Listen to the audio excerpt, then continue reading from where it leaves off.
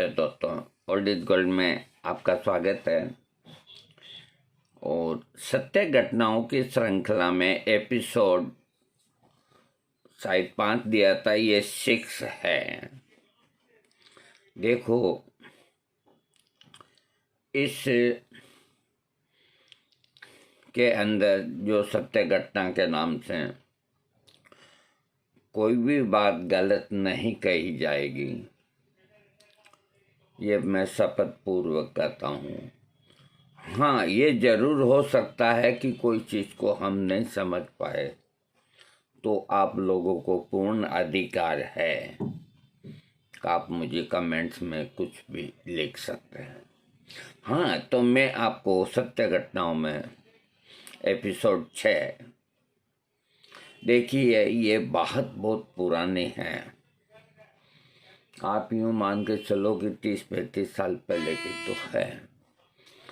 तो हमारे यहाँ से पास में जो पिकनिक के स्थान है, बारिश के अंदर जहाँ चश्मे गिरते हैं, बड़े बड़े नदी नाले, सीनरी इतनी बेहतरीन होती है कि कश्मीर को भी हमारी बूंदी फेल कर देती है। तो हर संडे को प्राय घरों से बच्चे और सब टिफिन लेके अपने अपने हिसाब से बाहर जाते हैं, आसपास खाना खा के आते हैं, या बहुत से खाना बनवाते हैं फिर खाते हैं। तो ऐसे ही एक दिन 2 मेरे मित्र आए कि वहाँ पे भगवान भोलेनाथ का एक मंदिर है जिसे तलस्मा महादेव कहा जाता है। तो चलो घूम भी लेंगे, इस बहाने महादेव के दर्शन भी हो जाएंगे। तुम चल गए। उस वक़्त 2 टायर की ये बसें चलती थी लंबी, तो जितनी सवारियां अंदर इतनी ऊपर, क्योंकि मोटरसाइकिल का इतना साधन नहीं था। साइकिलों पे कहाँ तक आदमी जाए, 30-40-50 किलोमीटर। तो ऐसे बस में बैठ के पहुँच गए, घूम लिए फिर लिए, साथ कुछ ले गए तो खा लिए। खा पी करके जब शाम का समय हुआ कि भाई बस पकड़ो, एक बस से आती एक जाती, तो बस की हालत वो ही हो रही जो होनी चाहिए, बिल्कुल डबल डेकर बन रही। मुझे यूं दिखता कि जैसे ये मेरे सामने चीज घटित हो रही है। हाथ दिया हमने, रोकी, उसने बैठ। मैं और 2 मेरे दोस्त जो भगवान की दया से आज की तारीख के अंदर स्वस्थ हैं, बिल्कुल स्वस्थ हैं। हाँ, एक के थोड़ी चोट वोट लगी, वो हो जाती है छोटी मोटी बात तो, और मैं अभी हुई हूँ। तो बस में जगह नहीं थी, तो वो 2 तो जबरदस्ती घुस गए, रिमझिम बरसात भी। और अब मैं घुसूं तो मुझसे घुसा नहीं जाए। अब वो पता नहीं धक्कम पेल में आगे पहुंच गए और मुझसे घुसा नहीं जाए। तो मैंने कहा मैं तो उतरता हूं, इस पोजीशन के अंदर मैं नहीं जा सकता, और तुम अगर मुझे ही छोड़ के जाना चाहते हो तो जाओ, मैं कल आ जाऊंगा। तो बहुत देर उन्होंने जबरदस्ती की, बहुत देर मैंने की, आखिर कहा कि ठीक है चलो कल ही देखेंगे। वो भी उतर के आ गया। तो पास ही एक सर्किट हाउस, रात भर वहाँ विश्राम किया। सुबह है जो बस आई, तो कुछ उस वक़्त देखो टेलीफोन के ही साधन थे, मोबाइल युग नहीं था, हमें पता नहीं चला। हम जो बूंदी शहर में आए 10-11-12 बजे, तो हमें पता लगा कि कल शाम को वहाँ से जो बस चली, तो एक ये नदी आती है बीच के अंदर। तो वैसे तो वो बहुत छोटी नदी है, लेकिन जब बरसात बहुत होती है तो बड़ी विकराल हो जाती है। नीम का खेड़ा गांव है, उसके पास से वो नदी जाती हो, तो उस वक्त वो नदी अपने विकराल रूप में थी। तो उन लोगों की जब बस आई तो उसमें 2-4 समझदार आदमियों ने कहा कि आप आगे मत जाओ, नदी का बहुत विकराल रूप है, कल जाओ। ड्राइवर मान गया। उस बस के अंदर 6-7 लेक्चरर लोग थे। देखो, ये लोग पढ़े लिखे तो बहुत होते हैं, लेकिन अक्ल नहीं होती है इनकी। कोई बुरा नहीं माने, लेक्चरर है तो है, मैं बहुत रहा हूँ लेक्चररों के साथ में भी। हाँ, तो फिर वो स्कूटर लेने आगे कहीं गए हुए थे, चित्तौड़ या उदयपुर, वो उसमें थे।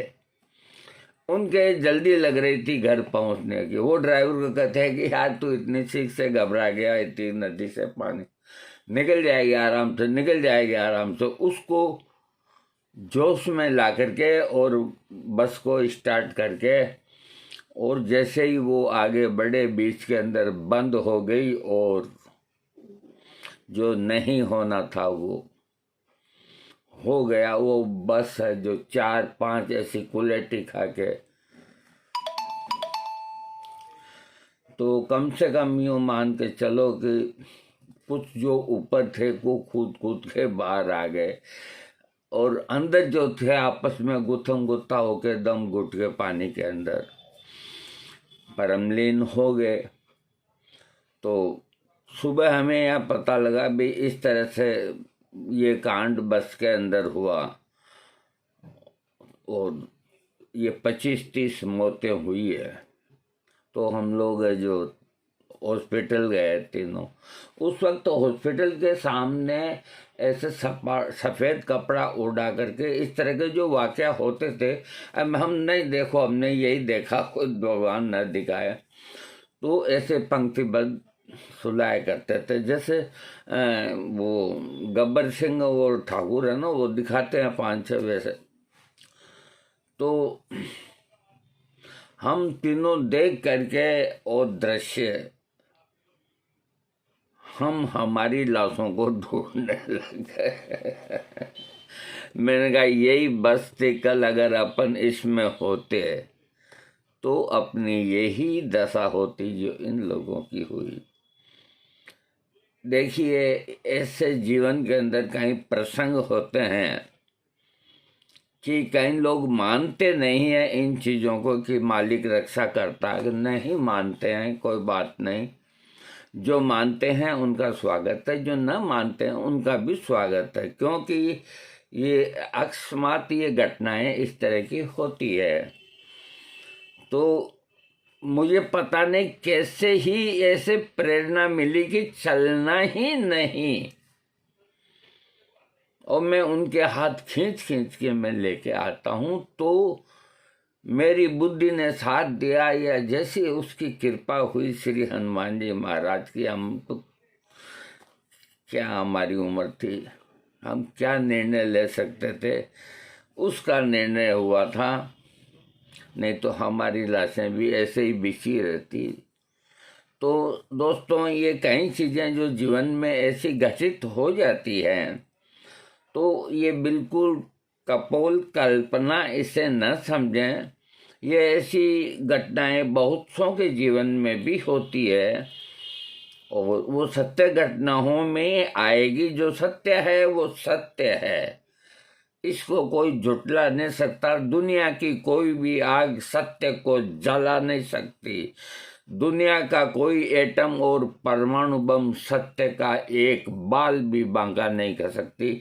जिस आदमी के पास सत्य है उसे और कोई ताकत की जरूरत ही नहीं, जरूरत ही नहीं, जरूरत ही नहीं। जहां सत्य नहीं है तो 10 मन का आदमी है ना, उसको एक इतना सा बच्चा ही है जो जरा से ही कर दे, क्योंकि ताकत होती है वो सत्य की होती है। इसलिए हम पूरी सावधानी रखते हैं, और हमें जैसे हमारी जीवन की या हमारे मित्रों की और की जो घटनाएं घटित हुई है, और जो वास्तव में बड़ी चमत्कारिक है, आप तक पहुंचाने का एक ही उद्देश्य है कि इसमें दो चीज समझ में आती है। पहली चीज ये समझ में आती है कि आप तीन हो, दो का एक मत है, एक का एक मत है, तो एक वाले का तिरस्कार न करो, वो भी तुम्हारे ही साथ आया है। तो कोई आदमी 3 बार कहे, आप मान लो ससुराल गए, कम शाम की गाड़ी से या रेल से या बस से या कार से जाएंगे, और पूरा परिवार ही राजी नहीं इस बात के लिए कि तुम कैसे भी हो, आज नहीं आप कल जाइए, दामाद जी आप कल जाइए। तो इस तरह की स्थिति के अंदर जिस आदमी ने जबरदस्ती की और वो गया और उसका समाचार कोई अच्छा नहीं आता है। दोस्तों, इन चीज़ों के ऊपर कोई वैज्ञानिक है ना इनकी खोज नहीं कर पाया अभी तक कि ये चीज़ें कैसे घटित होती है। खैर, अगले दफ़े और जो एपिसोड 7वां होगा आपको मैं पेश आऊँगा। देखिए, भगवान को पूजिए, अपने माता पिता को पूजिए, और सत्य का दामन जो है उसे कभी नहीं छोड़िए।